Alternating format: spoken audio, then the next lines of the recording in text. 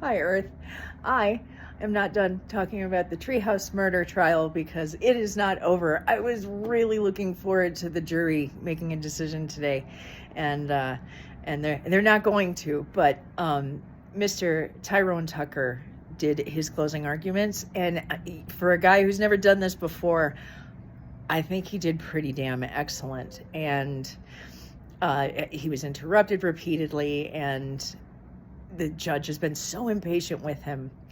But after those closing arguments and, watching Recovery Addict, somebody brought up a really good point. Nobody's talking about the murder victim. Like, we've never seen a picture of him. I had to Google him. And usually the prosecution makes a big deal about the loss in the murder. And I don't understand why they haven't done that here in the slightest. But he had to say a lot in a really short amount of time, and he had to respond to everything the prosecution had said. First, I think he carried himself very, very well. And a lot of people are saying, I wish he had said, I was not there, I did not do it. And yes, that's what you want to hear in an interrogation. But you know what kind of cinched it for me? Cinched it, whatever. When he was on the stand, he kept on talking about his thought process and where he was at mentally when all this stuff is happening around him. For instance, he's feeling sorry for himself for being interrogated for a day, and he goes to McDonald's and he runs into the surviving victim and sees what she's been going through, and he's just like, I don't have problems compared to this. And I was like, you don't make up that perspective if it's not true. I find my thought process being part of the narrative makes it more believable.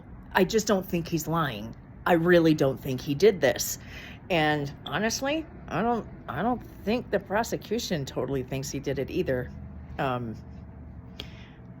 But they've got a job to do. And he was just too bombastic and angry with the cross-examination, and I hope it annoyed the jury as much as it annoyed me. Because I'll be honest, I did the thing. I saw this guy's mugshot and I was like, looking rough. And then I heard him speak. And I was like, shame on you, girl. This is a decent man. He's being interrogated. He's being fought at from every angle, and he's so respectful in court, and he just has a really nice demeanor, and I don't think he did this. And I know people are different when they're messed up, and he was drunk or whatever, and that's all they have. Well, you were drunk, right? So yeah, that doesn't mean he murdered anyone. But why is there zero DNA evidence? There are cameras everywhere in the world now. There's no cameras with this man doing anything on it. No hoodie, no clothing, no fiber evidence, no DNA, no fingerprints, no witnesses. I'm sorry, their best witness, they're like, the most important person we heard from is the guy who cut a deal on this. Well, enough said, I guess. Like, that's your best witness because an officer testified twice.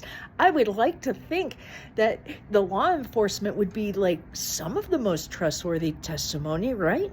It's so frustrating. So I was really hoping that we would get a verdict today, or at least have the jury go there. I'm sure the jury wished they would, because they've got to be over it by now. But they're ironing out all the little brackets. There's a million brackets that they need to remove from the paperwork or whatever, so they're going over that, and they'll do jury instructions in the morning, and then they'll go to deliberations. So I'm nervous for this man. I can't imagine what this feels like, but he made an excellent point, and I don't understand why it was objected to. But he's like, it's been brought up in court that my wife is a multimillionaire. I could have a big slew of fancy lawyers. And then, objection. Oh, I'm sorry. Did he make an excellent point? Why is that? Because it's obvious. It's not in evidence. I don't get why that was objected to. because he's just saying, look, this is how important this is to me. I didn't hire a lawyer to do the fancy thing. I want to defend my honor. Damn, that's so cool. Like, I wish there were more people like that, right? Anyway, it's going to be an upset if he is convicted. I'll tell you that. And then I called in to Recovery Addict to ask about the new jury situation, the new law in Florida, where, this system that our country has been based on for 200 years, and you need 12 of your peers to all agree 100%. Otherwise, how fair would that be if we can convict people on like a wish and a dream? And then Florida, being Florida, goes, we don't like how this one case went. This annoyed us because we believe an eye for an eye. And a mentally ill young man who did a horrific thing, absolutely evil, horrific, terrible thing. The jury doesn't think he deserves to die for that, but the rest of the world doesn't agree with that, and we're pissed off right now. So we're going to change these rules, and if there's death on the line, you don't need 12 out of 12. What is it, like 9 out of 12? Florida. And then why the Supreme Court steps in all the time when weird law stuff goes through. I mean, we've got so many layers for a reason. I just don't understand why that's a thing and why people are so going on that. Anyway, I don't want to upset anyone with my little political feelings, but he was very young and he did something absolutely insane, and it costs more to execute a person than to not. And so I'm just trying not to piss anybody off with that little stat. Anyway, I'm okay with him being alive. People are really upset when the Aurora movie theater shooter was super convicted, and then they didn't give him the death penalty. We had death penalty in Colorado at the time, we don't anymore. And even the prosecutor was pissed.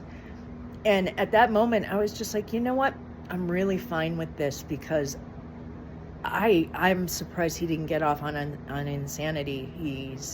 That person is a whole lot of basket case, and to this day still believes that he has 13 points in heaven, because that's his brain telling him this is how it works. I don't know. Anyway, I was completely fine with it, and I was stunned at how angry people were. But I understand somebody's got to pay for this is our motto practically in America, and I understand that we want closure and it seems fair. So I'm respectful of both sides, but I'm definitely steadfast on one side of that, and I'm very thankful that we don't do that in this state anymore. And why would you encourage it in Florida? Anyway, I'm rambling because I'm excited and nervous for him, and I hope he gets a good night's rest, and that the jury, I love juries, man. There's always a lot of them. They've got to commiserate on the same thing. It seems so fair. I just love the system. Like, 5 out of 5 can get it wrong, but usually 12 out of 12, the odds of everybody getting that wrong. I know it still happens, but what else? That's what I'm thinking about. And then if you watch yesterday's video, I was like, where was I going with this? And I've remembered where I was going with that. So I was talking about how I wouldn't watch George Carlin for months before a show, and that way all of the material, whether I was familiar with it or not, would still be funny. And I made my daughter, who's a huge Mateo Lane fan, I was like, I really encourage you not to watch any of his shorts for like at least 2-3 weeks before the show we go to, because it won't be funny and you won't laugh anymore. And she respected that, and I was really proud of her, because it's really hard to do that sometimes. You just want to watch, you're excited for the show and everything, but I found out, so I get to find out front row, straight from the man, that Mateo got married this summer, and I'm so happy for him, because he talks so much about looking for love and how hard dating is, and I'm just I'm just over the moon, and isn't it all the more special that I didn't learn this from a YouTube short. I learned it straight from him, practically looking him in the eye. It was just really great. Anyway, so that's why if you love a comedian, you should definitely buy a ticket and go see them live, and then totally ignore them for 2 months before you go, and then it'll be really, really, really, really good. Pretend like they don't exist. Yeah. When I went to see George Carlin with my mom the first time, I was familiar with most of the material, and at one point my mom leans over and she's like, "Aren't you having a good time, honey? You're not laughing." And I'm like, I just know the material, Mom. So yes, of course I'm having a good time. And that's when I decided I just have to fast, do a Carlin fast before I see him, because I bought every ticket I could when he would tour very, very regularly. He would come through every 2 years, and he would write a new hour for HBO about every 3 to 4. So no matter what, half of the show would be new to me. So that's when I realized, I just won't watch anything. I won't listen for a while. And then it was really, really good. And I mentioned that there were only 2 times I saw him improvise. And one of them was the first thing he talked about, when people decide to jump off a bridge and end their lives, that they take off their shoes. He's like, I don't understand why people do that. Maybe I should write a punchline for that. And I was just like, yes, I just watched him write a joke. He doesn't do that. I was so excited. I wooted.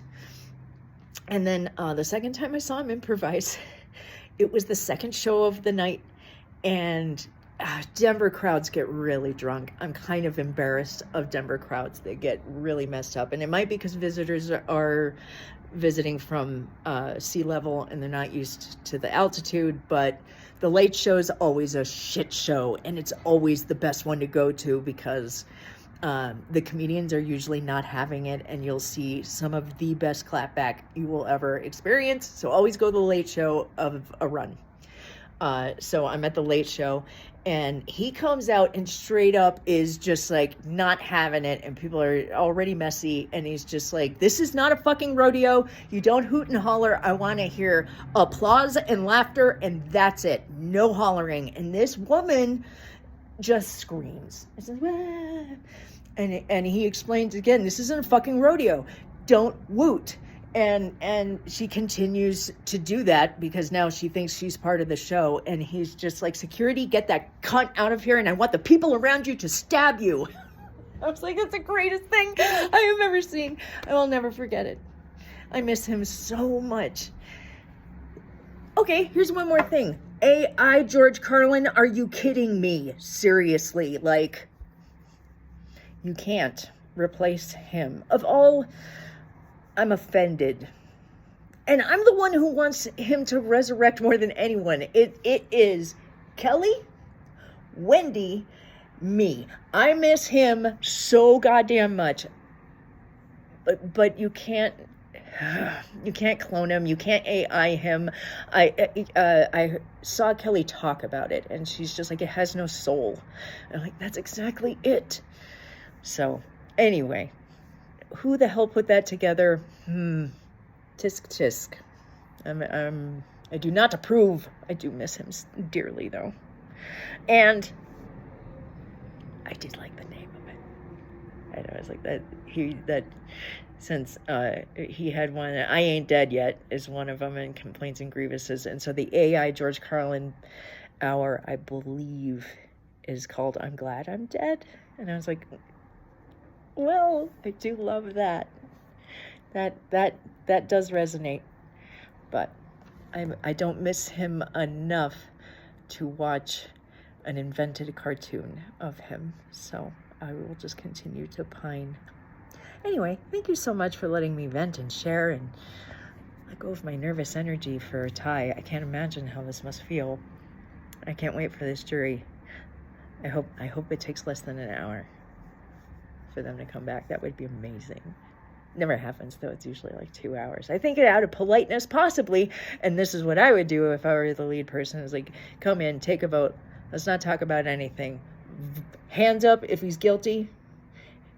Hands up if he's not guilty. And if either one of those counts is all 12, let's order a lunch. on the state. And then we'll go and tell the judge that we've come to a decision. That's what I would do. Anyway, that's my story. Thank you for your time. All 14 of you that might see this. The end.